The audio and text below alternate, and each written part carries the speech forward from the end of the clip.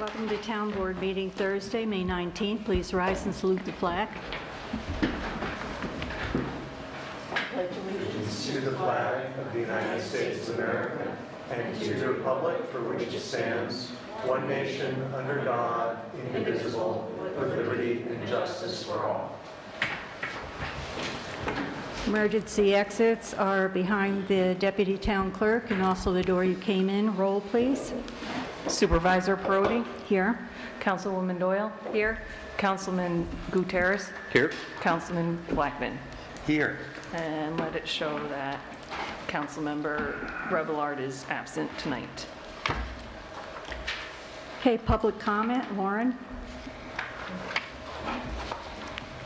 Yep. Yes.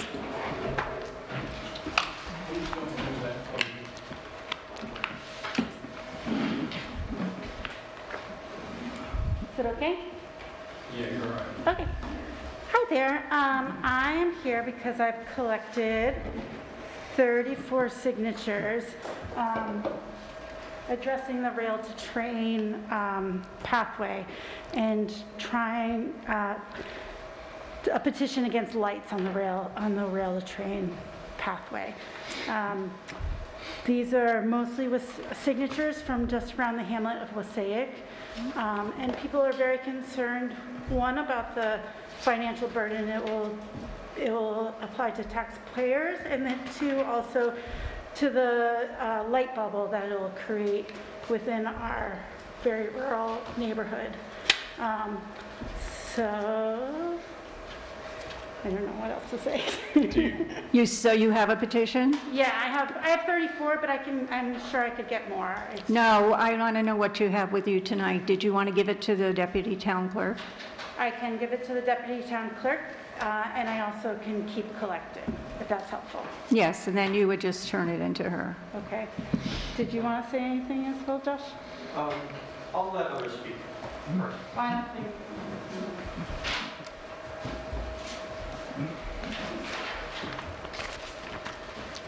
Okay.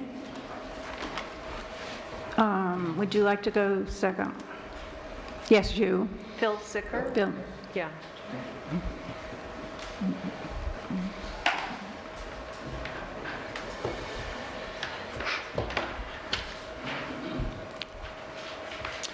Hello. My name is Phil Sicker, and my property on South Amenia Road adjoins that of Kent Hollow Incorporated. In fact, the house where my wife, Diane Zoller, and I have lived for the past 25 years is only about 100 yards from the mine entrance. So you can understand our urgent concern when Diane learned from Supervisor Victoria Perotti on April 8th that after denying for the past decade Kent Hollow's persistent attempts to restart its gravel mining operations, the town board is now negotiating a settlement that would allow the company to resume and expand its soil and rock extraction. Such an agreement would not only reverse a decade of careful guardianship of the Weebatuck Valley by the town board and the ZBA, but would flagrantly violate the zoning restrictions stipulated in the town's 2007 comprehensive plan. After allowing its legal mining permit to expire in 1989, Kent Hollow attempted to recommence their operations in 2012. But due to the oversight of then Supervisor William Flood and the fierce opposition of over 80 local individuals and organizations, they withdrew the application at the recommendation of the Department of Environmental Conservation. But in 2018, they reapplied, trying once again to circumvent the town's zoning laws by contending that they should be grandfathered in because they had steadily removed small amounts of soil for nearly 30 years. These claims were refuted both by aerial photographs of the mining area, which showed very little topographical change, and by the testimonies of several local residents who saw no activity at all. Since then, for over 4 years, the town board and the ZBA have upheld the mining restrictions specified in the comprehensive plan. But more recently, Kent Hollow has resorted to coercive methods, bringing a lawsuit against the town in an attempt to expand significantly their original operation by demanding that their property be added to the town's mining overlay map. Toward this end, they have sued 4 members of the ZBA and 3 current members of the town board, 2 of whom have been forced to recuse themselves from voting due to exposure to personal liability. In short, Kent Hollow is now using threats to force the board to submit to their relentless, money-driven ambitions. It is legally and morally incumbent on the 3 non-recused members of the board to resist this pressure by refusing to negotiate a settlement with a Connecticut-based company that has demonstrated dishonesty, ruthlessness, and contempt for the town's regulations. What William Flood said at a public hearing of the ZBA in September 2018 still holds true today. Quote, "To start giving Kent Hollow special privileges that no other minds, including those that have played by the rules, enjoy, would be wrong in every way. Apart from the noise pollution of heavy trucks and the degradation of a pristine environment that includes bog turtle habitat and rattlesnake nest, a resumption of mining would send property values on South Amenia Road and surrounding countryside plunging. More important, a settlement with Kent Hollow would establish a dangerous, perhaps irreversible precedent that would cripple the town for years to come. If a wealthy company such as Kent Hollow can force our elected representatives to capitulate to demands that override the law, then what meaning do our zoning codes and the master plan behind them really have?" When my wife asked Supervisor Parati why the town had decided to negotiate with Kent Hollow, she reportedly said, quote, "Because we're tired of it and they're tired of it." Now, surely this is a false equivalency. Whether Kent Hollow Incorporated is tired of pressing a fraudulent case should be immaterial to the town board members. On the other hand, if the board surrenders to Kent Hollow's seemingly inexhaustible tactics because members are tired of enforcing its own zoning codes, the board will have vindicated the company's reprehensible strategy. To allow Kent Hollow to resume its mining operation through some special provision would be nothing less than a betrayal of property owners on South Amenia Road, a betrayal of the comprehensive plan, and ultimately a betrayal of the citizens of Amenia who have elected them to uphold the law. Thanks. Next. Go ahead. I'm Laurence Levin, Amenia Union Road. I don't have any notes, and Phil has expressed all of this in very eloquently, but I actually don't even know why this public comments period has been called. Why is this called now? Is this what we're supposed to be talking about? I know nothing about this. Nothing except what was written in the Millerton News. So what is going on? Can you please tell us what is going on? Is there anything in your minutes? Can you please pull that microphone up to your mask? Nobody can hear you. I'm sure everybody can hear me. Phil's wife had a discussion with Ms. Parodi. None of the rest of of us know anything really about what's happening. We hear these rumors of settlements with Kent Hollow, but what is really going on? Are these public comments in response to these the settlement? Is this Public comment is public comment where people can come up and speak about anything. The town board has a statement that I will read later on in the meeting. So can we comment on those when that statement comes out, or shall we try? No. Oh. So without knowing what's going on, because you haven't told us, correct? I'd like to make that point, that we have no idea what these settlements, supposed settlements are, or if they... There isn't one. There is a what? There isn't one. There isn't one, exactly. So I will reiterate a bit of what Phil said, that first of all, that that anybody on the Board of Zoning Appeals should be told that they shouldn't have been told by Kent Hollow that they shouldn't have been on the board at that time, or should have recused themselves for this decision, seems pretty absurd to me. I did attend a number of the meetings of that Zoning Board of Appeals when this was going through. The lawyer at the time went to extensive research to prove that Kent Hollow had not abided by the rules in order to be grandfathered. Anybody else sitting then, anybody else, whether it's Chamberlain or anybody else sitting on that board, would have understood the arguments that the lawyer, who was extremely competent, extremely thorough, and had extremely done his research, anybody would have agreed with what the lawyer's final resolution was. So I don't see what Chamberlain or anybody else, or Vicky or Leo or anybody has to recuse themselves from this. Also, as Phil pointed out, it is absurd to be trying to settle with Kent Hollow, who have done just lies over the years, who have brought one suit or a couple of suits against the town. You settle with them, and you don't think there'll be other suits against the town board? You're trying to settle with Kent Hollow? I can tell you there are other people in the community who are ready to defend their rights and the zoning rules that should be applied in this case. There is no settlement to be had in this case. They are totally. They never applied for a zoning to be put in the mining zoning overlay, and if you even suggest that they would be just allowed to just plop themselves into a zoning overlay district at this point, I think that you're really putting your foot into a can of a lot of Article 78s on the other side. So I would suggest that you uphold the decisions that were made, and that there is no negotiation to be had with Kent Hollow. They have no reason to continue mining in that area. And Phil, I think, gave many reasons to explain that.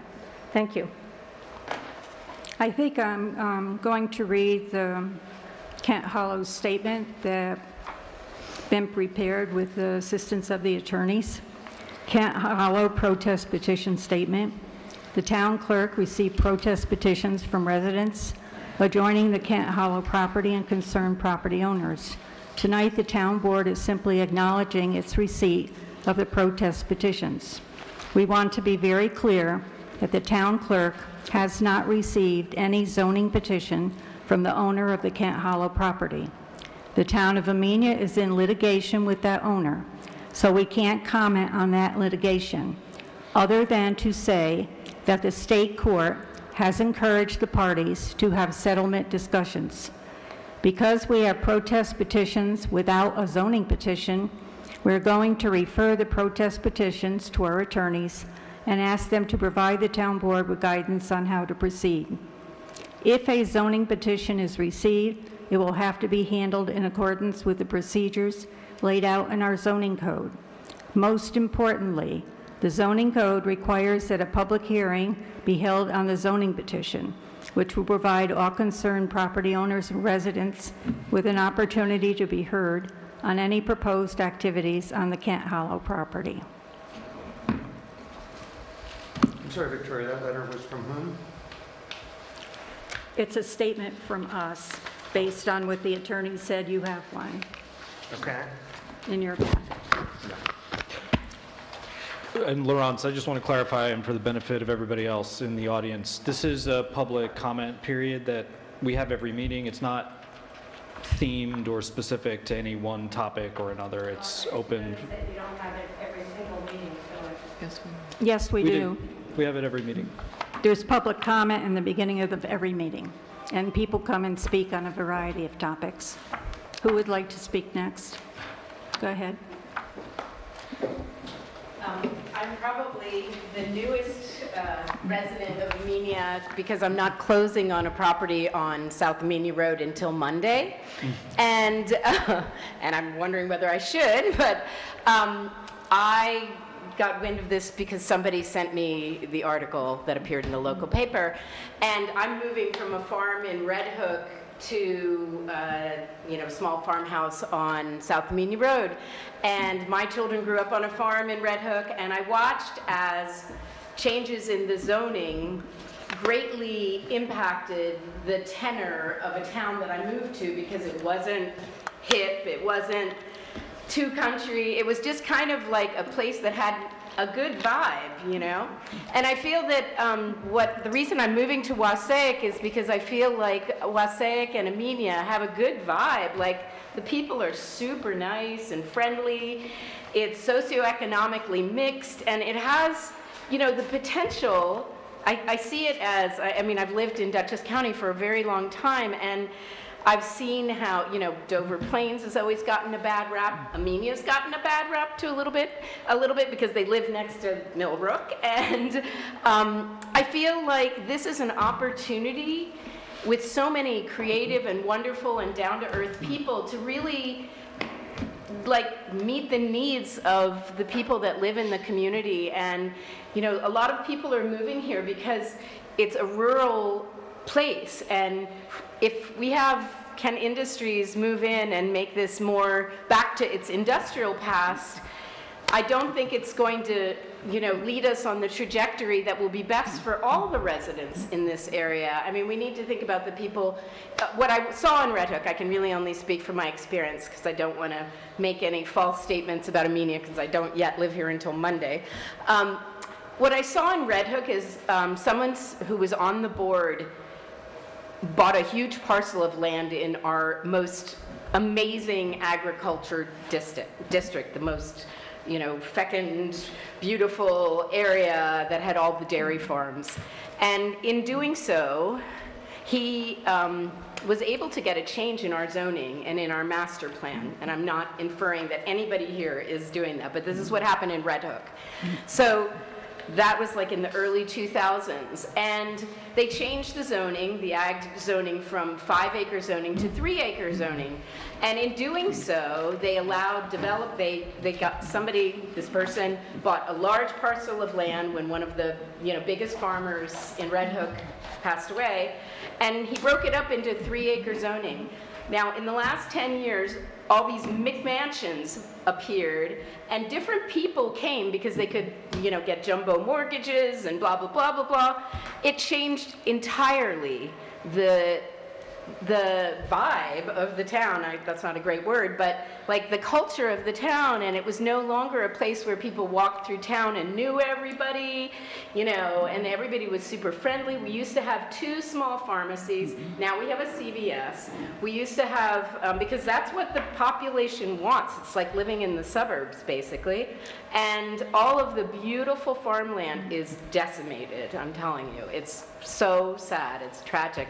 And I used to have to stop my car to let the cows walk across every morning when I was driving my kids to school.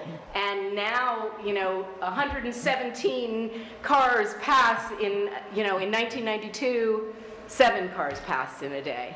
So it didn't do to Red Hook what they thought it was going to do, which was to bring in a higher tax base. Those McMansions are for sale now because people can't afford them anymore, and they're like, forget it, we're moving out of Red Hook. Or their kids graduated from Red Hook High School and moved out. So from my own personal experience, what I have experienced is if you don't cherish the rural character and keep a place that has such beauty. I think this area is probably some of the most beautiful land I've ever seen in my life. And that's why I want to live here. And I think the people are nice. I see this, growing creative population here, and that really attracts me. And, I hope that the decisions that are made regarding this industrial use will keep all those things in mind, because we want to grow we've all suffered so much in the last few years from COVID. We've all had terrible losses, and changes to our lifestyle that none of us were anticipating. And now it's all about community, I think, and bringing people together and being one. And if there are, bad feelings between people, we've just got to work them out, and everybody has to work together as a community, I think. And to me, this is my personal opinion, one wealthy landowner or business owner who develops business parks in Connecticut should not be dictating the trajectory of this lovely town. That's my feeling. So, Sorry, miss, your name for the my record? name's Carol Neely. Sorry, I dropped my pen. And who would like to speak next? Go ahead. Good evening, my name is Paul Winters. I'm here tonight waiting for the Recreation Committee. I'm here for that, but I do have a comment concerning this mining thing. I would just remind the town to take into consideration our industrial base. We have a very long history of mines. Mother Nature decided to drop all the gravel here, and all the gravel is needed for us to build our homes, right? I build high rises, I build large homes on a daily basis. If we don't have that material, we're not going to get it built. We're not going to be able to repair our roads, and we're not going to be able to build our homes. And the other concern is that we're possibly zoning this town into a bedroom community and doing away with the jobs that our local residents have at this time. So if we keep zoning everything just residential, eventually we're only going to be living here and having to leave to work. That would be my only comment, and I'll wait till later for the Recreation Commission. Thank you. Okay. There's someone else who'd like to speak during public comment?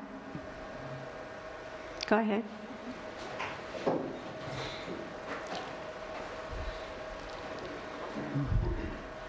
Hi, I'm Joe Brennan. I'm a 30-year resident of Amenia. I have two comments on this. One is that anyone who has lived here long enough and has seen the changes that have occurred on old Route 22, where once were beautiful rolling hills, glacial deposits, like you say, they've been denuded. They're now just like any other place. It's a tragedy that that's gone.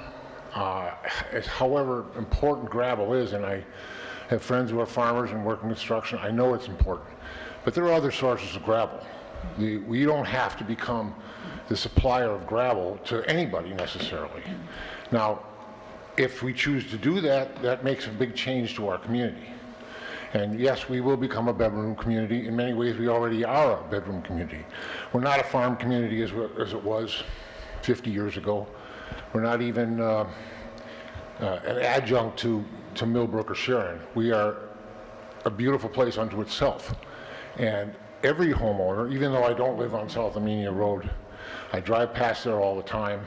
I drive all over Amenia for that matter. And if this sort of thing were to happen to other places in Amenia, including my neighborhood, I would want my neighbors to come out and say, let's think about this. Let's think carefully about the importance of what we're proposing here. It's not just about a compromise solution to a problem, or for that matter, giving a homeowner the right to use what's on their property. All of that's fine and dandy, except we all know that that's what zoning is all about, is to make for a reasonable use, an understandable use. And I think that we really have to stop and look at this and say, what impact is this going to have? This is not just a business decision, this is a communal decision. And I hope we think of it that way and look at it. Now, I came in late, I might have missed something, but I was also very concerned to hear that two board members were not being allowed to, or were not participating in the vote. I don't even know all the details. I'll have to, bone up on that one. But it seems that, these are the people we elect and we vote for. And I don't care where they live, or even for that matter, their connection to a given business. They are here to make a decision. They're not judges. They are people who we've elected to make a political decision. And this is a political decision. So I would hope that there would be a way to allow the whole board to weigh in on this, and we could have some real consensus of the people that are in this government deciding such an important issue. Thank you. Is there any other public comment? I believe that... Not, you'll have to come to the microphone. This is televised. I believe that at least two people have submitted statements that they wanted Dawn, or perhaps Dawn's substitute, to read and we're given to understand that that could be included. She will read them during her report. Oh, okay, thanks. Go ahead.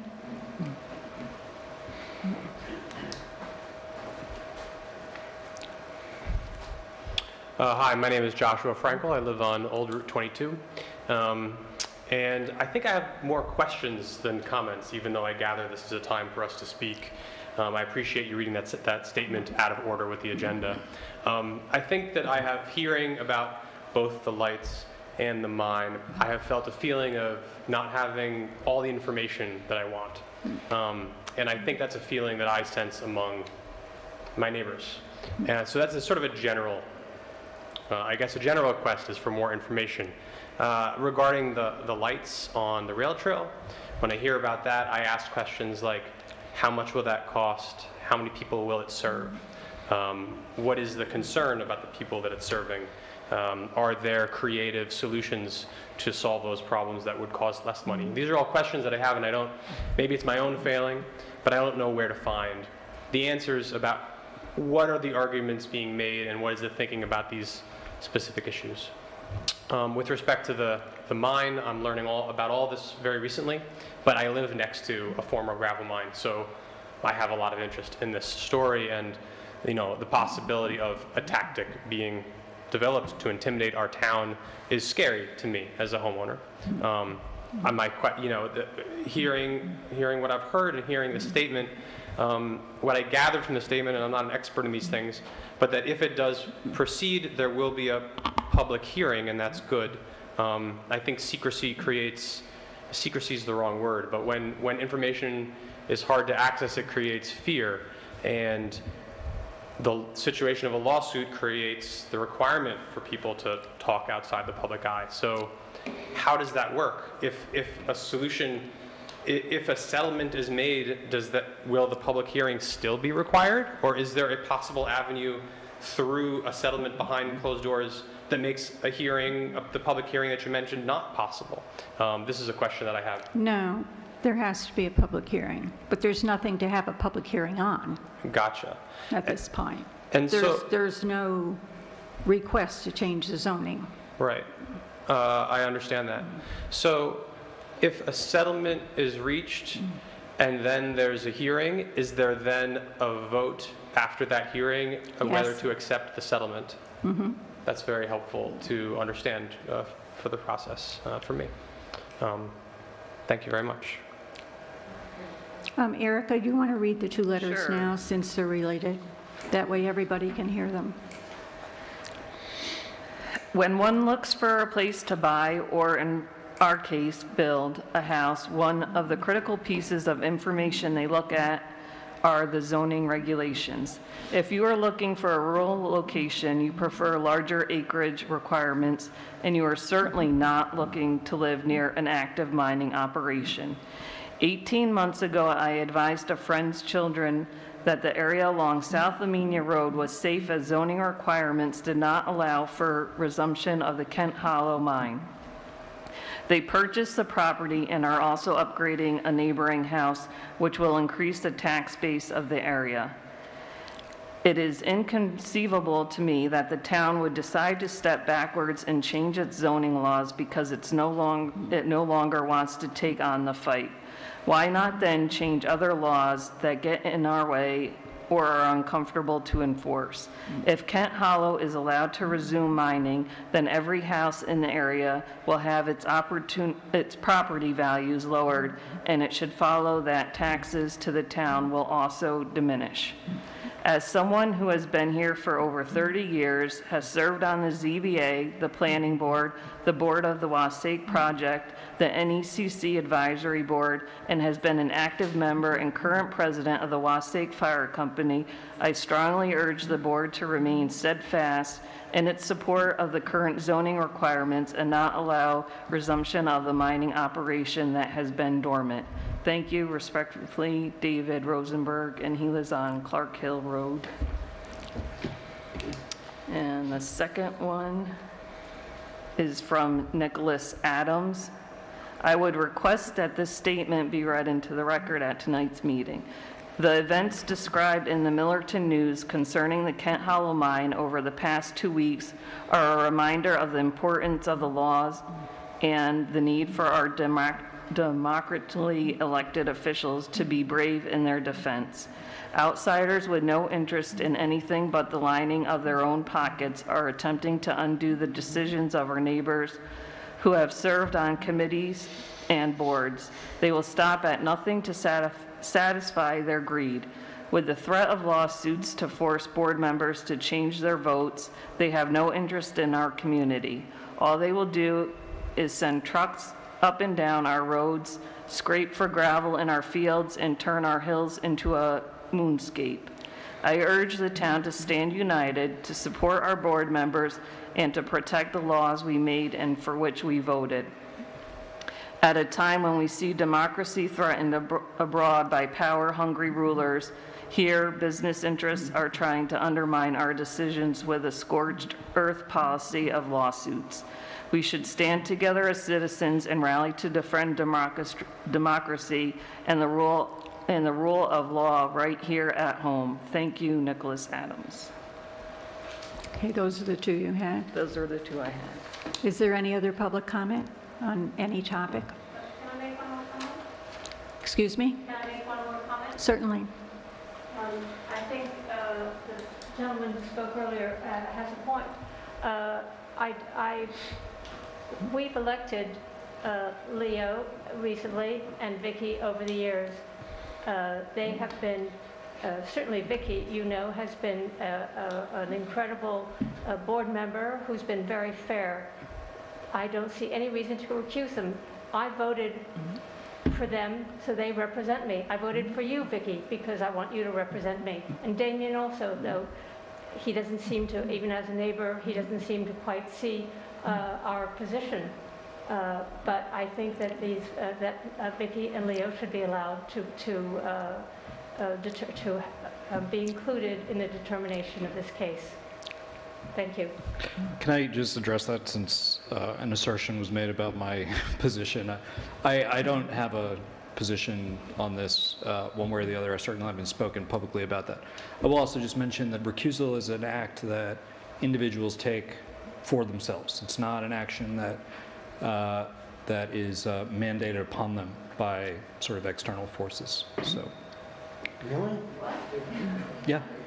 You have to recuse yourself. I don't believe that isn't true in this case. The lawyer made that Get decision. microphones, please. Oh, I'm sorry, that wasn't true in this case. The lawyer decided that we shouldn't participate. I didn't make that decision. So the information is wrong one way or the other. You may get advice from a lawyer about what to do, but ultimately it's your decision. And that wasn't the way it was presented, but that is interesting. Okay, is there any other public comment on any topic? Okay, supervisor's report. Highway Garage, the feasibility study RFP has been advertised in local newspapers and on Empire BidNet. Bids are due on June 1st. CDBG Route 44 sidewalk grant, Labella Chasen, engineer Joan Facillo is creating the RFP for construction. It will be sent out within the next 2 weeks, now that the DOT has finally issued the work permit. Amenia Delivery. Dutchess County OCIS is setting up training days and times with town hall staff in order to get this feature of the website fully operational so that it can be used for alerts and information requests. Administrators for the website are Annette Culligan at extension 105 and Nancy Nowak at extension 108, who can add events and other information to the website as requested by organizations, committees, and boards. Association of Town Annual Finance School. Supervisor Perotti attended May 16 and 17 classes offered by the Office of the State Controller, which were financial condition and financial report analysis, establishing and accounting for reserves, record of activities for elected and appointed officials, in addition to state and federal procurement rules to follow using ARPA funds. Town of Amenia COVID-19.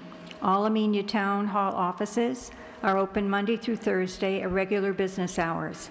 The building department is also open on Fridays. Masks are requested and are available in an envelope on the second set of doors. Signing the visitor log is required. COVID-19 test kits and KN95 masks are available at the Amenia Town Hall. If at the Amenia Town Hall for other business, stop upstairs and the secretary to the supervisor's office to pick up KN95 masks or COVID-19 test kits from 8 to 4 Monday through Thursday.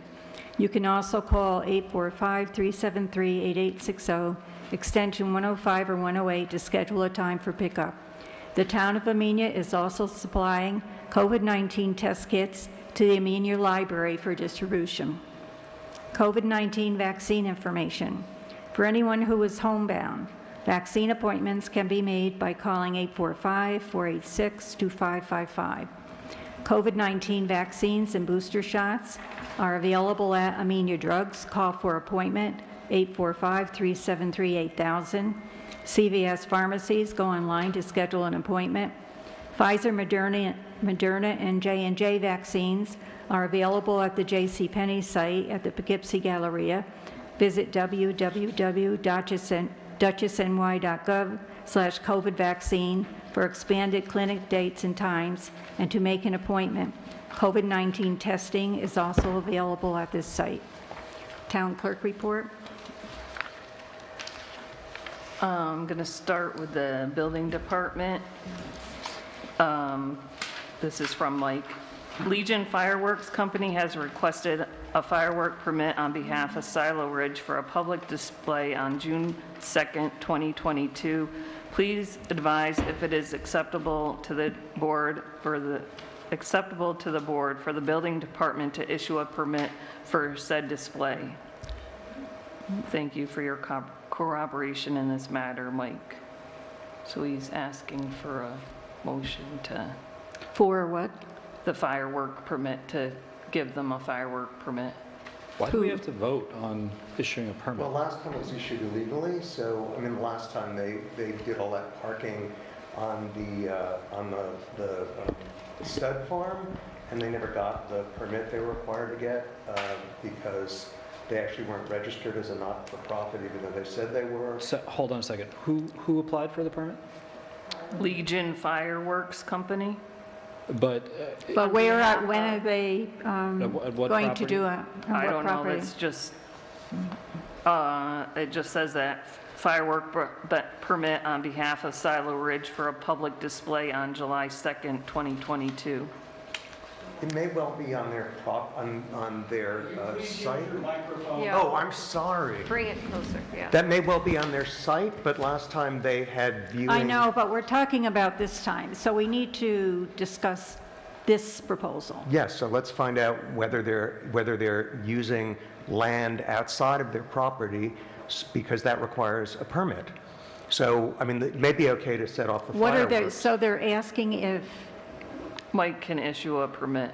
If he can issue a permit? Yes. They're applying for a permit. For the fireworks, Yes. but not for the public assembly, which they did last time without applying for a permit. The only thing we are dealing with tonight are the fireworks. Sure, but last time they avoided going to the building department or to the town board for an application that would be required to have the same event last year. Well, the building department will make sure that they have all the adequate permits before have their event. Okay, good. Didn't last time. Yeah, I mean, I don't know what entities we're talking about and if they're the same or if they're different. I don't know that we know that from the information that's in that. Has there been an application submitted to the board? No.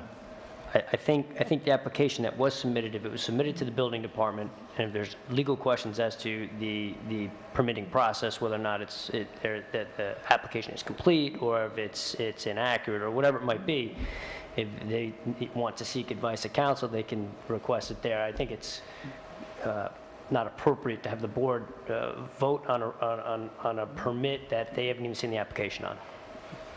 Yeah, we don't do building permits here. That's down the hall. Yeah. Okay, so we're going to table that. Okay. Okay. And then I have the rec department report from Kelly Milano, which is also should be in all of your packets. And she says, "Good afternoon. At our last recreation meeting, we have been talking about ideas for the Wasatch Park. The commission is gather idea from residents on what they would like to see. Weebatuck Varsity Baseball will have their final home game tomorrow, 5:20, against Millbrook at 6:30. It will also be their senior night. Monarchs Baseball will be starting up May 22nd with an away game. Their first home game will be May 26th at 7 p.m. Little League is underway and is doing great. Karate is every Thursday night in the gym. I have had a few people contact me that are interested in the program, and I passed along Mark's information. Thanks, Kelly Milano." And then, I'm so sorry, but since we have a member of the rec, do you want to add to that? Good evening. My name is Paul Winters. I'm the rec committee chair, vice chair. They've asked me to step down tonight to speak with the board, to give you guys some idea of exactly what we've been doing lately. So recently, we published a survey, so to speak, asking the residents of the hamlet of Wasatch what they would like to see happen at the Wasatch Park. We had a very good response. We had some emails, and right now we have about 60 responses.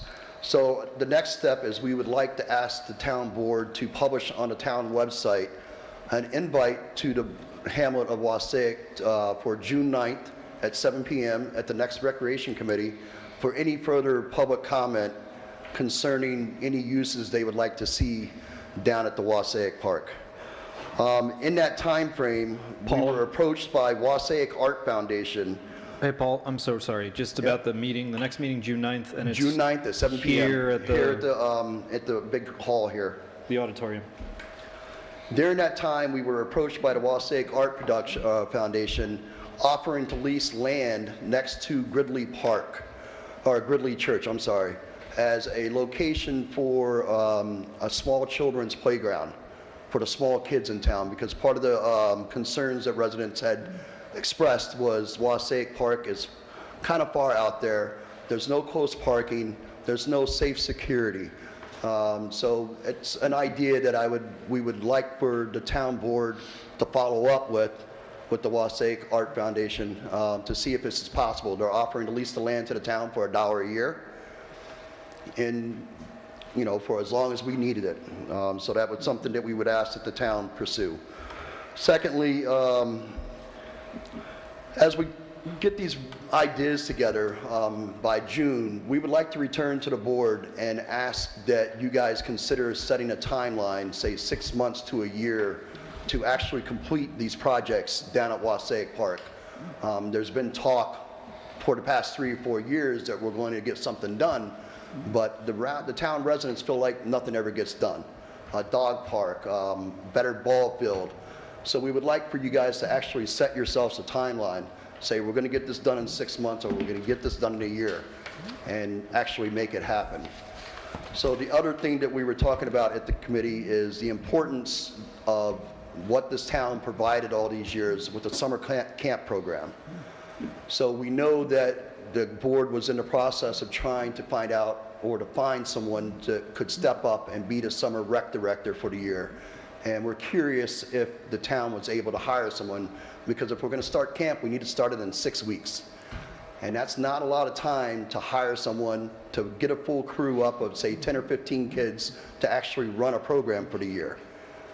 So were you guys able to hire anybody at this point? No, we haven't Okay. interviewed anyone. So with that in mind, we would next suggest that the town explore the idea of partnering with AWOC, the Amenia Wasatch, whatever it is, that has that summer camp running over here at Maplebrook, and possibly take the money that was set aside for a summer camp this year and use that to reduce the cost to town residents so it become relatively affordable. I believe that they're offering a summer camp at $250 per week. When my kids went, we were only paying $100 a week.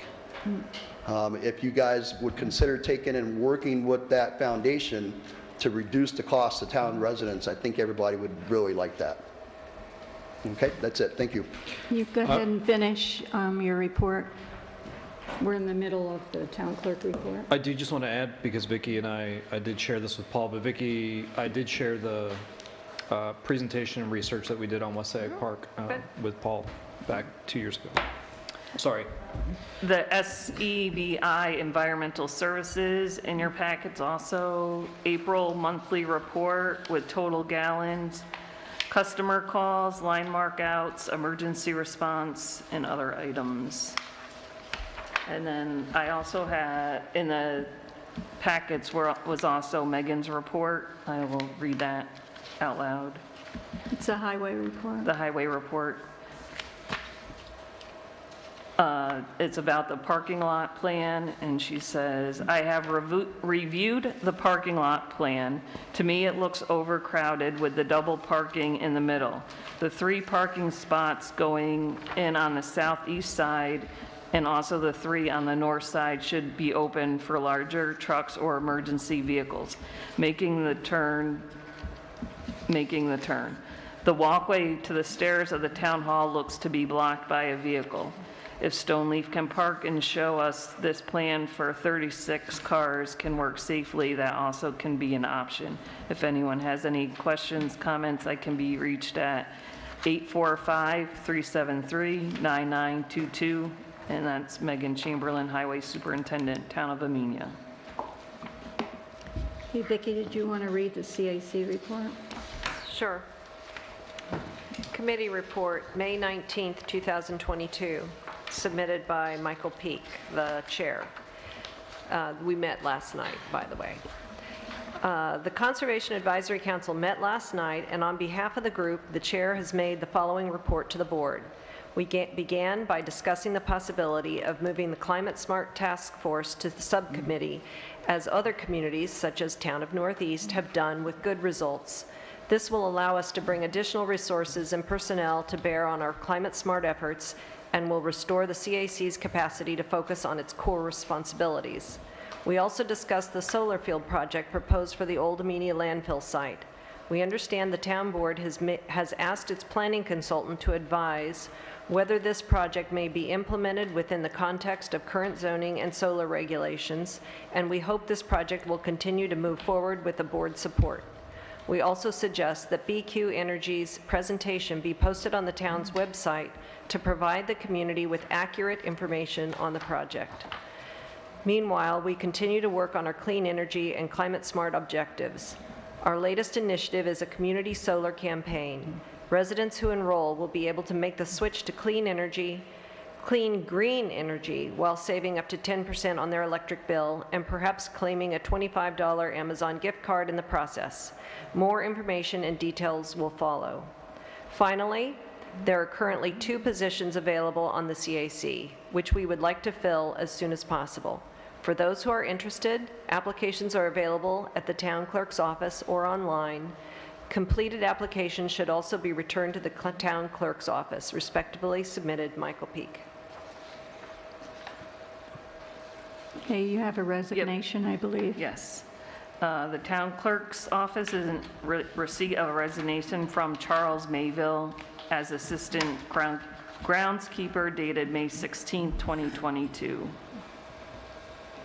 A motion to it. I'll make a motion that we regretfully accept Chuck Mayville's resignation. Second. Supervisor Perotti? Yes. Councilwoman Doyle? Yes. Councilman Gutierrez? Yes. Councilman Yes. Blackman? Okay. Dawn is seeking authorization to advertise for part-time seasonal groundskeeper, 2 alternate ZBA members, and town historian. And we would also have to add to that 2 positions on the CAC. Okay. on the CAC.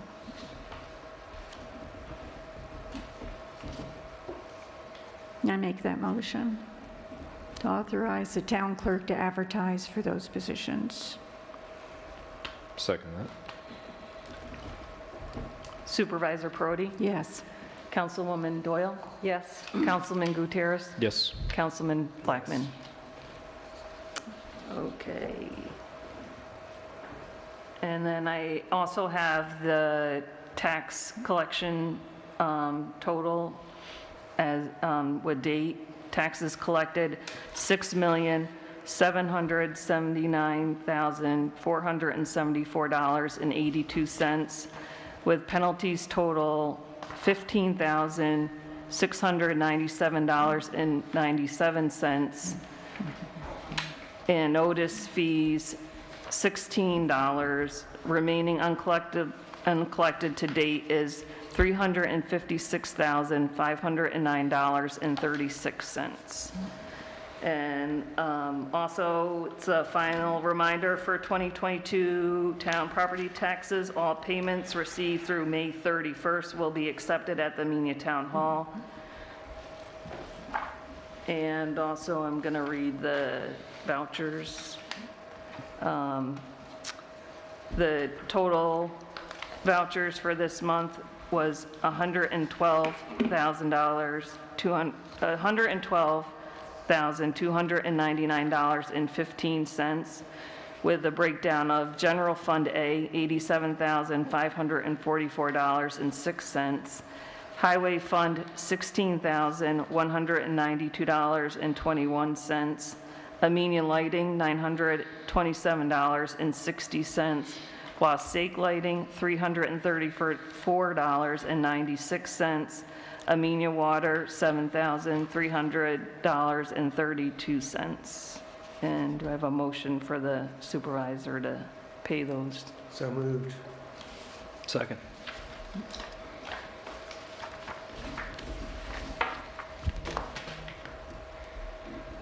Supervisor Perotti? Yes. Councilwoman Doyle? Yes. Councilman Gutierrez? Yes. Councilman Blackman? Yes.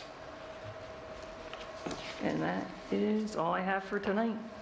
So, Okay, I believe we've done department reports, Recreation Commission, Water District. Are there any other committee reports? Just very briefly, the Housing Board is very glad that that AKRF got hired to do the next step in changing the text of the zoning, or proposing actual verbiage for change to the zoning code to make it, to encourage affordable housing.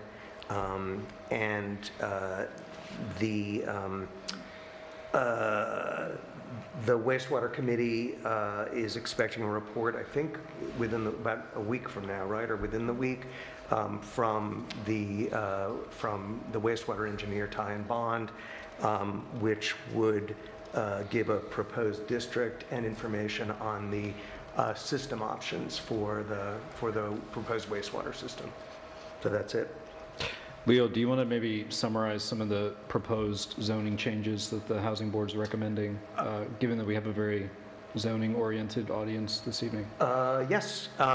The memorandum with the changes was on the resolution. No, I know. We can just summarize it really. I mean, we're just basically... Sure.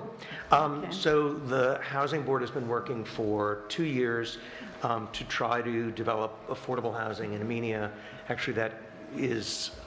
affordable is a trigger word for a lot of people, but basically housing that everyone in Amenia can afford. And they've been working with Hudson River Housing in Poughkeepsie because this part of the county has been kind of pretty ignored on that front. It's a long way from Poughkeepsie. So the board approved hiring a planner to go through our code and look for sections of the code that would probably discourage affordable housing, and to see what we can do to encourage it.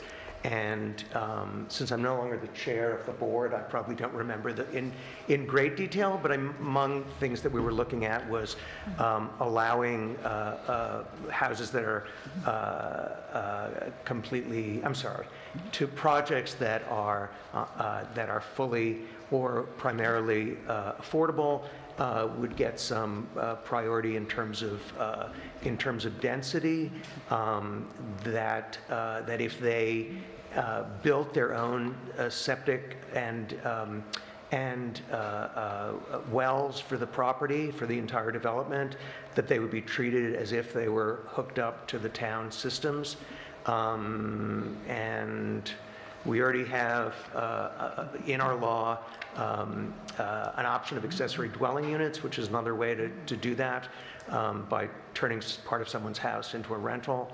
And that's all that. Actually, the AKRF proposal, in addition to updating the zoning law, is also to bring affordable housing up to code in our comprehensive plan, because one of the things the planner made clear to us that your comprehensive plan and your zoning code should match so that there isn't any confusion. So that's something we will be doing. Our workforce housing law has a list of sort of like prioritized employment types that would be eligible for affordable housing under the town program, and then it obligates sort of the housing board to administrate it. So there's a lot of things that are in the current code that need to be addressed, but I think in general the recommendations from AKRF address multi-family houses, additional dwelling units, things that could help inspire some higher density development. And we've also been making an effort to have that developed in the center of the hamlet so that it's appealing to seniors and people who don't have two cars, and would also provide walk-in traffic to businesses in the downtown. So all of those are part of the thought of the affordable housing thing, and that's also agrees with what it says in the comprehensive plan. Right, and one of the things that through meetings we've had with Dutchess County Tourism and invited the local business owners, one of the struggles they have, which from what I understand has gotten relatively worse with COVID, is finding adequate people to work in their establishments and actually having some place where they can afford to live, near where they work. So that's also one of the reasons we're doing it. Yeah, and the Housing Board has actually spoken to a lot of the primary business owners in town. A lot of that is hospitality, Troutbeck, Silo, Four Brothers. All of them have difficulty retaining employees because younger people on those salaries can't afford to live nearby. And a lot of them have been solving that by moving to Poughkeepsie, because that's the closest place where they can find rentals that they can afford. So it's a very long commute for those people, and it also means that they can't stay and contribute to the community in other ways. So. Okay, we have a resolution approving the Amenia Town Hall parking plan, but I believe we haven't received the final plan, Ian? No, based on the comments that were made at the last town board meeting, I made a request to have that updated. There was some email exchanges on how they were going to try to present that tonight, but they were unable to get it done, or I didn't receive it. So I don't have the updated with the designated parking spots in it as requested by the board. And there's also the highway super's comments, which the board may want or may not want to consider. So. Yeah, I had Ian point out to them in their site plan approval that, they were allowed 11 designated places in the parking lot, and that they actually had to mark them either with a sign. So they're working on that. Great. Yep. So we'll have to table that to the next meeting. That's fine. Can I go back to the prior agenda item, because I thought we were going to have a discussion at this point. I know we did have a little bit of it during public comment, but just on the Kent Hollow issue, a couple of things I wanted to personally correct the record on, just because we heard a lot about that Millerton News article today. I want to make it clear that no one from the Millerton News at any point reached out to me to fact check anything or anything, and there were numerous factual errors in that article. And so I just want to clarify for the record that I am not being personally sued. That was a mistake in that article. I got a very concerned phone call from my lawyer and my father-in-law, but I can assure everybody that I am not being personally sued, and nor have I recused myself from discussions there. So I have spoken to Whitney as well about trying to be a little more there were more careful with there were many inaccuracies. Okay, one of the next thing on the next item on the agenda is the resolution for transfer of funds, resolution number 46. Whereas the town board has the authority to transfer funds when necessary or unanticipated to amend the budget. Whereas budget amendment in the general fund, increasing expense line 13554.01.119, assessor CE count support by $1,650, and increasing expense line 13554.01.044, assessor CE tertiaries by $15,000, and decreasing expense line 19004.01. Would you please shut the door? Thank you. By $16,750 for unanticipated legal costs and replacement of a defective computer. Whereas budget amendment in the general fund, increasing expense line 36201.04.01, safety inspection CE by $590, decreasing expense line 36204.01.048, safety inspection conferences by $590 for final Z3 consultant fee. Whereas budget amendment in the general fund, increasing expense line 711040.01.089, Amenia Park CE ballpark lights by $200, decreasing expense line 71104.01, Amenia Park CE by $200 for unanticipated expense. Now therefore be it resolved, the town board authorize the transfer of necessary budget lines to process the transactions, and I make that motion. Second. Supervisor Perotti? Yes. Councilwoman Doyle? Yes. Councilman Gutierrez? Yes. Councilman Blackman? Yes. Okay, the only thing I have for other matters is something that came up in the last few days. Apparently, Juneteenth on June 20th was set up by the federal government as another federal holiday, and a lot of the towns aren't really sure what to do. It isn't one of the federal holidays in our current employee handbook. So I was going to bring it to the board to see if they want to consider Juneteenth a federal holiday this year, and then we can get the change in our employee handbook. Does the Association of Towns have anything to say about that? I mean, about whether that, I mean, how to No, interpret if you the federal- go on, if you look it up in the federal government website, Juneteenth is actually a federal holiday now. Oh, it is, okay. And is there any requirement to do it, since I assume it was fairly recent, and the decision was fairly recent? Yeah, it was at the end of last year, I believe. Oh, it was, okay, so it wasn't like a week ago. No. Okay. So can I ask a question? So the town hall is not open on Friday, so. This is Monday, June 20th. I know, I'm just saying that our employees already have Fridays off. Is that not true, or? Most of them, except Most for of the them building have department. A 4-day work week now, is Right. that correct? Okay. So I just think that that's something to consider in the overall Well, package. the only person who would get it off is a full-time employee. One full-time employee would be able to, Yes. to, access that.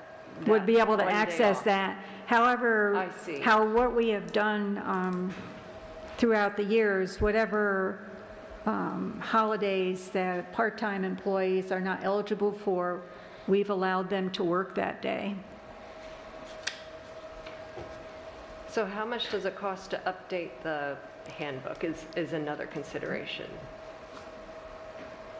We hire a company each time we do it, right? Well, we have a company that does that. So is But it what like I want to know $1,000 is, come June 20th, are we going to treat it as a federal holiday? So For the highway department and the 2 full-time employees in the town hall? So it's two people at Town Hall and the entire staff of the Highway Department? Yes, they're all full-time. They're all full-time, okay, okay. I would say in general, I am supportive of recognizing this important date in U.S. history, and it seems not controversial to take the lead from the federal government here. I will say that a lot of essential governmental federal services, like the post office, for example, have not opted to recognize that. So I think it's a distinction between, if you're kind of considered an essential core personnel or not. Well, the highway department probably doesn't, it's not a winter snow day, that's for sure. That seems like the most Well, it's critical. not part of their union contract currently. So would that affect them or not if they're following their union? Oh, in other words, if we update the handbook, We'd have to we'd update have to the union update their contract. contract, I would which is assume in if effect they for 5 approached years. us and wanted to do that. How much longer, Victoria, is that contract good for? In other words, when Like would it have 4 to be years. next negotiated? I'm sorry? 4 years, 4 more years. 3 or Okay, 4 so it years, is a yeah. while. I mean, I would also like to be able to recognize, the date the last slaves found out that they had been freed. I think that historical date is really interesting and important, and most people don't know that there was this lag time,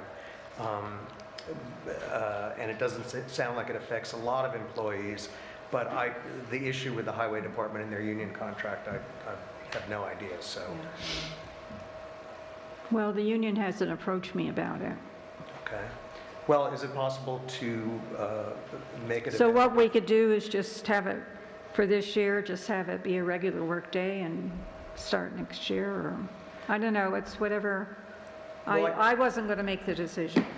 What if the non-union employees at Town Hall were given that day, and the highway department would have to negotiate it as part of their contract?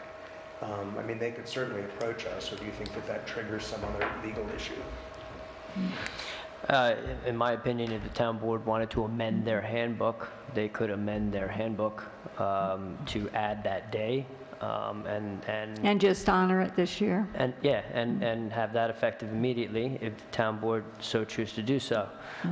As far as the union contract, that would be up to the union, I think, to approach that issue. That's really not Because the that's a board's separate, decision. those are Correct. separate rules than the Yes. Town Hall. Correct. Okay. And the handbook does have some language to it where if there's any gaps within the CBA, that it would refer back to the town handbook. But I don't, off the top of my head, I don't know how that would exactly apply here, but I do know there's some reference back. Well, that would apply because the handbook doesn't have it in there, so it would be a regular work day. But the union contract does have a specific list of holidays. Yes, days it that they does, get. and it doesn't Okay. include that It doesn't one. include that, yeah. So look, I'll make the motion that we amend the handbook and recognize this as a official. Again, I think that should be done in a formal resolution. If you're going to amend your handbook, they should be done in a formal resolution. Well- And that So we amendment, have and that time. resolution approving it should be Well, inserted to the handbook. the next meeting is June 2nd, which is before June Juneteenth. 2nd is there, so. So we could Yeah. do it then. All right. Okay?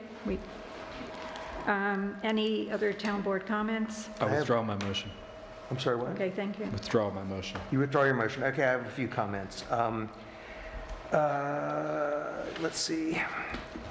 The first one was the conversation about the rec committee. There wasn't a resolution to what the next step is there. It looked like when I went through the resumes that there's only one candidate that has the qualifications to do the job, which would be the first one. That person may need to be interviewed, but I'm wondering if we could make a decision to get that person interviewed as soon as possible, because Paul is correct, there's only 6 weeks before the program starts, so if we're going to do it, I think we Yeah, have because to. the town board actually voted to have us, allow us to download 3 of the candidates. But 2 of them, I don't know exactly how this service works, but one of them lives in Rochester, so it seems odd that they would even include that person. And the other one didn't really seem to have experience with Yeah, you children. don't really know until you download them where they're from. Oh, okay. Yeah, I'll and file a then complaint. there's a fee to download, so, we approved I do think, though, that downloading 3. I do think we should arrange to interview the first candidate as soon as possible. I think that you were going to decide what time next week you guys could meet for a special meeting Oh, that would be great. to interview. I mean, I don't Great. know that it's worth interviewing the other 2 because it just looked to me like their No, I don't think resumes they have the qualifications. were not appropriate. And this person looks like she's finished. She's done June 2022 with her current responsibility, which is she's standing in for somebody on maternity leave. So, and she lives in Poughkeepsie. This sounds like a perfectly good candidate whose timing might just be perfect. Right. She's a recent graduate with a, early education degree. So I think we should call her tonight and see if she has her summer available. Yeah, I think we need to know when she's available, and then I can set something up. So how soon Is can there that any happen? day or time that, when are you available? Next week? Yes. Unfortunately, I'm away Monday, Tuesday, and Wednesday, but I would certainly be happy for people to interview the candidate without me. I just want to make sure we have a summer program. And I think it gets very complicated if we're trying to negotiate. Oh, sorry. I need a longer mic. What about Thursday, the following Thursday? Thursday would be fine if she's able to do it then, but I'm much more concerned that you'd be able to interview her even if I'm not present. Let's defer to her availability. If she's currently teaching, she might, I don't know, do you want me to reach out to her now? Send her an email and ask it? I prefer the supervisor do it, just to get Actually, the town going. clerk's office Great. will do The it. town clerk's office. The town clerk's office is the one who calls. and Okay, so if you sets could up do the that in the appointments. morning, that would be excellent. So that was the first question. The second question, the rail trail lighting. What do we do about the comments we got tonight? As I recall from the email chain, the ultimate decision or it sounded like the ultimate information was that we're not required by the state to provide lighting there. Is that right? What we were told originally, because the money that was used to build the Wassaic Trail to the train was from a transportation grant, Right? that there would have to be lighting on the trail. And now, nobody was wanted to have NYSEC come in and put poles and have bright lights on.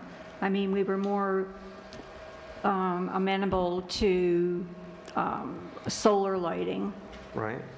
But there is still some questions about whether it is absolutely required. I have one opinion from one person at DOT and another one from another, so. Of course. I would say, because I reviewed the materials you sent, Victoria, thank you for sending those, the maintenance agreement, and there's a lot of fascinating stuff in there that I didn't know. We've asked our town engineer to go out and to look at the DOT code, and he didn't come back with anything conclusive. DOT, when we did our plans, our construction plans, when we put our bid together, when we did all that work, we had to send that to DOT for their review and approval, which they did approve, they signed off, and they have sent us the not all of it yet, but most of it, right? Well, they were paying for it. I mean, you know, we had the grant from them. Yeah, so if the qualification for being eligible for their grant was their acceptance of the plan, then I think that we've ticked that box already. But as I indicated in my email, I'm fully supportive of doing lighting on the trail if it's required. And if it's not, then, you know, I would say we defer to the local residents there who live next to that. I used to live right in the hamlet of Wassaic, and I can tell you the light from the train station is intense enough as it is.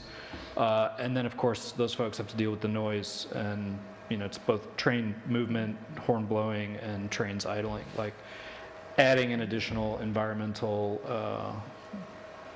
I think we need more clarity as if we have to do it. Yeah.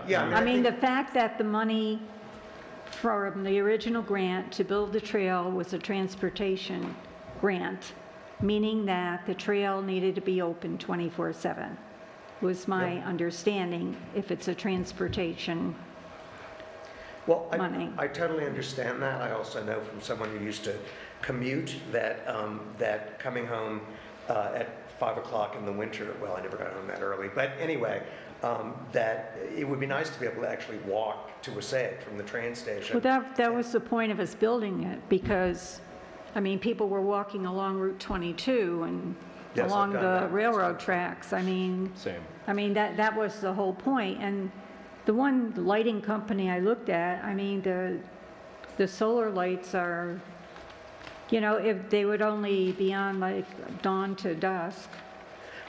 There are other options too. I mean, I know that in some places, I can't remember who told me this, but I know in some places in Europe, they just have like essentially puck lights that are in the pavement itself, so that they wouldn't cast, and you wouldn't be able to see them from the adjacent houses. Yeah, we can look at all options. But I guess we just need to find out, first of all, if we're required, and if we're not required, maybe we should just think about whether there's a better way. Well, I mean, that you brought up the solar thing, motion activated was something that brought up, another resident brought it up. All these are great ideas, but if there is an actual real DOT requirement that we need to satisfy for whatever reason, which has not been indicated to me in any sort of writing yet, then we need to do what the requirement says. And so, you know, entertaining alternate ideas But we would do the most unobtrusive version lighting of that possible, so that there's no lighting shining into people's homes, and it's not as bright as a train station, but something where people can see the path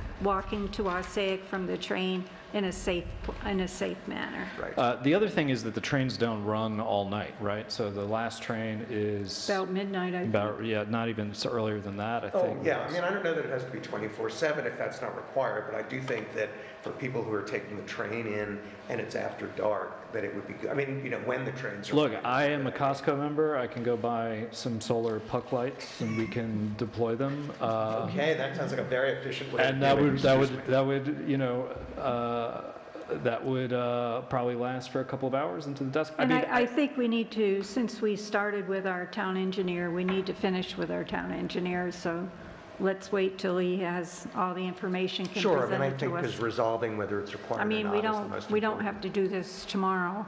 No, They also gave us, told us at the time we did build the trail, that we did not have to do the lighting as soon as we built the trail, but it did sound like we had to do it sometime. Okay. My third thing was about the solar field. Did we get a proposal from AKRF? No, we don't. Okay, so we're waiting for that. We're waiting to hear from them about a proposal. I just want to point out to the board that there's no money in the budget for all the proposals from AKRF. I did find, you know, money for affordable housing, but, you know, there was nothing about doing all these proposals. Okay, well, I mean, Put I in the think budget. that it might be possible if we asked, since we're using AKRF for other projects, if they can just give us an opinion rather than hiring them for a more elaborate study. I mean, it might be, you know, if it's something that takes a couple of hours, I think they might throw it in. I just think it's worth asking that question, because I think first of all, I'm sure they've had to deal with it in other places, but But my understanding was that in terms of whether it's done by the town doing it because the towns are allowed to do that and that's kind of settled law, or whether it involves a change to the zoning code, which seems much more complicated. I think if we can just ask what she feels or what she thinks is the simplest way to solve that, I think that would be, in other words, that could be a phone conversation, and then we won't have to pay for a whole other contract, and we won't have to wait longer too. But I do think it's worth asking that. Okay. And so if you could do that, that would be great. I can do that. And then the other thing is, I would like to, are we still having an executive session or not? Yes, we are. We are. We Okay, have so it people did get waiting resolved. to come into executive session. Okay, all right, well then I'll stop talking. No, you can say anything you want, Lee. I guess I do anyway. Okay. That's it. I guess my point on that also was that the CAC and the board, last time it was discussed, felt very strongly that the solar field was a good thing. I mean, in terms of providing rental income for the town and meeting some of the state goals for green energy. And since we received a letter from an adjacent property owner, a very large adjacent property owner, sort of threatening to take action if we proceeded down that road. I think we just need to discuss that, like how we can respond with that. We'll have an executive session next meeting to discuss that. Okay. Okay.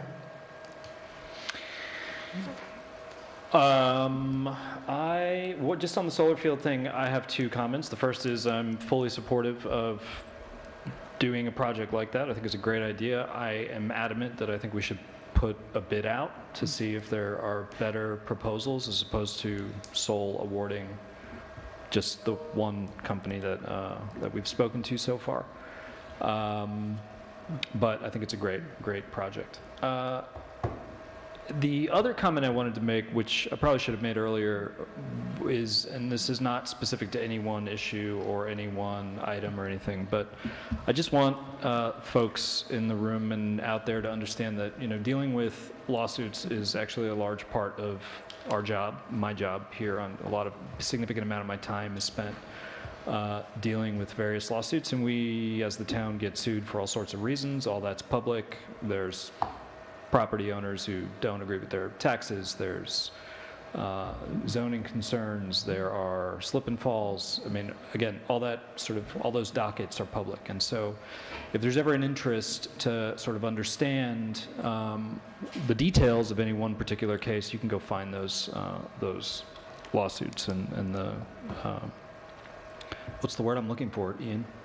The court records? Court record, thank you.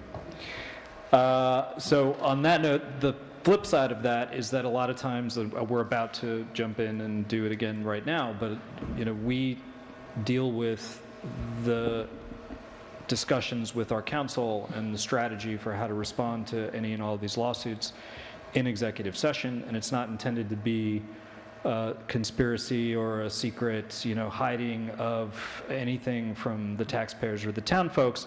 But if we did it in public, the opposing lawyer would be sitting right there in the chair and just taking notes and, ready for his rebuttal strategy. So Yeah, he's maybe already going on YouTube after this meeting. Very good reason why these things are handled in executive session. And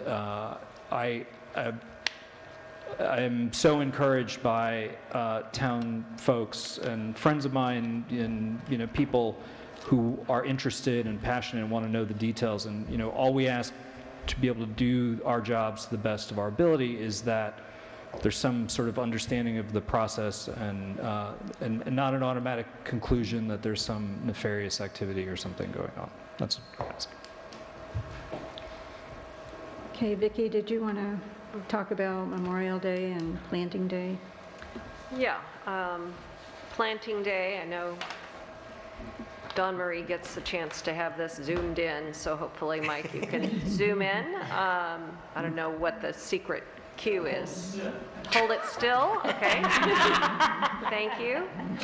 So that is, hopefully you can see that, Saturday, May 28th, 10 to noon, and we meet at Fountain Square, and you don't have to have any special expertise. We'll have some annuals, and we put them in the ground. They are red, white, and blue, typically. We are, so 10 to noon, Fountain Square, Saturday, that Memorial Day weekend. And that is really in preparation for Memorial Day ceremony that's sponsored by the Dover VFW Post 5444. And they're going to lead off with a parade at 10:45, starting on Mechanic Street at the Amenia Firehouse, and walk down East Main Street and end at Fountain Square, formerly we know it as M&T Bank. And we will have a ceremony there where there's a war memorial recognizing our veterans. It's at 11 o'clock, but like I said, the parade is going to start a little earlier. So if you want to come at 10:45 and see the color guard and our, who else is going to do that? And our VFW will be presenting a nice program, but very short. So be there certainly by 11 o'clock. During public comment period, I thought there was a very important plea that I thought we should heed from Joshua Frankel and others, that he mostly doesn't have the information he needs in order to comment publicly. They don't know enough to feel like they're informed, and I feel that at least I have some information. One of his questions was on the lighting. He wondered how much it's going to cost, how many people would be affected, you know, pro or against, how many people are going to be affected by the lights. I guess we understand 20-some people have signed a petition and have don't really appreciate it, but I don't know how many people use the rail trail from dusk to dawn. I don't know how many people. So that's an interesting part of information that we should do before his other question, which was how much does it cost? How much would it cost to serve the 100 people, 10 people, 1, There's not enough light 0? to count them. I don't know. There's not enough light to count them now. Okay, right. So that's interesting. So the other, so one thing I do have is the numbers on the lighting of the rail trail, how much it would cost. And again, it's just until it's bid out in current days, you know, pricing, we don't know, but it's going to be $250,000, I would guess, given all of the, you know, depending on what we do. But the conceptual plan that was Exhibit A, as that was in the original bid docs, there was a bid that came in at $238,750. It was a reason, our lighting person, our engineer who's looking into this, said it was reasonable starting place, and then with inflation and contingency, it would be $279,367. So with legal bidding, you know, engineering, installation, he came up with the number $381,335. So I think that, you know, we did have Dee Dee Barrett very interested in helping us do this before she is probably not going to be representing us in November. So the timeline is ticking if in fact we do want to do that. I'll just reiterate that over and over again at every meeting, because as of November, that funding source that she has been interested in helping us with disappears. So more facts would be really helpful, and I appreciate that comment, because I too feel oftentimes I don't quite have all the information I need to make reasonable decisions. Victoria, since you've been getting conflicting information about whether we're required or not required, Actually, everything I've had from the Wassaic Trail to the train is that we did have to do it. I mean, that's why we did the alternate bid on the original bid. So there's a... It isn't just like the Harlan Valley Rail Trail. It's not. We have a document that you sent along from New York State DOT Region 8 Poughkeepsie. It's the project proposal signed by Wayne Uvard and a bunch of DOT folks. You go through that initial proposal, it describes the problem, the objective, the project, and then it goes on to describe like a list of accomplishments and what type of project it is. So it's officially a pedestrian and bike facility. It gives the length here, it's 0.6 of a mile, fun stuff. But if you look at the list of items, basically this is the scope of work, the list of items, the pavement, the intersection, the signals, the sign, the guide rails, the sidewalk, the improvement, the bike facility, parking spaces, the bridge deck area, which is that sort of, elevated boardwalk part. And then credit for bridge painting, I don't know what that is, but basically that's the list of the stuff to do. This is the DOT document, and there's nothing on there about lighting. So again, I'm fully supportive of this if we have to do it. And Vicki, if Dee Dee has grant funds available, I talked to her at Community Day, and that was last Saturday, and if it's not wanted by the residents, if it's not required, if we're not going to someday have the federal government coming and saying, where is the lighting, and then she doesn't, she's not going to want to Right, well, find tax back to funds my original question. Right, I mean, we don't want Who can answer it this if- since there seems to be conflicting information? That's right. I mean, can she find that out? Is there someone she at the actually DOT did say that she would be higher up? willing That's to what we help us. hired the town That's right. engineer to do. We did hire John Andrews, and in his He's report, supposed to be doing that. Okay. Okay, We I know think we he's should really let That's what we're busy. paying him for. Right. Okay. Okay, so I'll go back to my report and quickly wrap that up. I wanted to say that Leo and I attended the meeting on May 10th for the rec meeting, and I wanted to echo the unanimous approved request from the Rec Commission at their April 2022 meeting, and again at the May meeting, that the town board consider a full-time rec director position for the town of Amenia.